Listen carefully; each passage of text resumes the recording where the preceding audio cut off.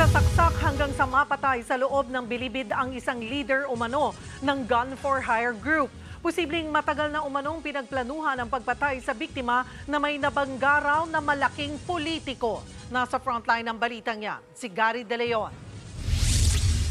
Naghahatid ng kanyang dalaw ang persons deprived of liberty na si Ricardo Peralta nang saksakin siya ng 4 na PDL na miyembro umano ng Sige-Sige Sputnik Gang sa maximum security compound ng Bilibid sa Muntinlupa. Nagkaroon din ng komosyon kung saan 2 PDL mula sa grupong BCJ ang sugatan.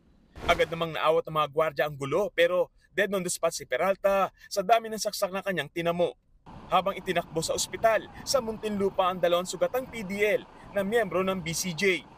Kwento ng kaanak ni Peralta na pumayag sa amin na pangalanan ang kanilang PDL. Laking gulat na lang nila nang mabalita na sinapit ng biktima na nadalo pa nila kahapon. Nagulat kami kanina yun. Kalabas ng dalaw niya. Tapos pag balik niya, yun, sinaksak na daw siya. Sa kilikili, 5 sa katawan. Meron isa sa puso. Matagal na raw may banta sa buhay ni Peralta mula nang masagasaan niya ang isang kilalang pamilya ng politiko sa Nueva Ecija. Ibinibintang daw kay Peralta ang pagpatay sa kamag-anak ng politiko. Ayon sa source ng News 5, matagal nang tinatarget si Peralta pero hindi raw makakuha ng pagkakataon ng papatay rito dahil sa higpit ng seguridad sa Bilibid.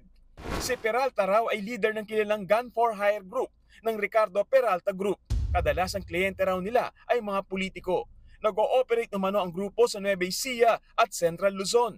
Natatakot tuloy ang pamilya Peralta dahil sa banta kay Ricardo. Katunayan, kamamatay lang ng misis ng inmate nang barilin ito. Tingin nila, unti-unti nang inuubos ng galit na politiko ang pamilya ni Peralta.